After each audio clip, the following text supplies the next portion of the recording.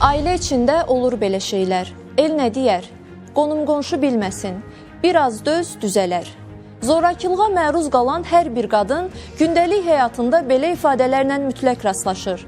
İlk baxışdan bu şəxsi problem kimi görünsə də, əslində gender əsaslı zorakılıq sağlam təməlli gələcək üçün ciddi təhdiddir. Unutmamalıyıq ki, ailə məsələsi pərdəsi arxasında gizlənən zorakılıq bir qadının nə alın yazısıdır, nə də qaçılmaz bir reallıq. Bu, cəmiyyətin təhlükəsizliyinə yönəlmiş hüquq pozuntusudur. İlk addımı atmaq çətin görünə bilər, amma yaranacaq risklərin qarşısını alan ən doğru addım olacaq. Heç bir qadın döyülməyə, təhqir olunmağa, alçaldılmağa və qorxu içində yaşamağa məhkum deyil. Susmaq problemi həll etmir. Onun davam etməsinə və daha da dərinləşməsinə şərait yaradır.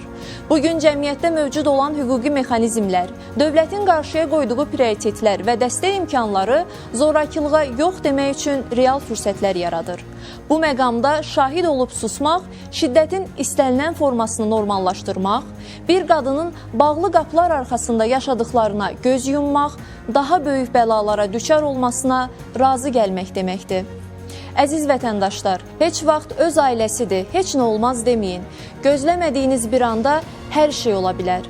Zorakılıq təkcə bir qadının problemi yox, onun qonşusunun, tanışının, şahid olan hər bir vətəndaşın məsuliyyətidir.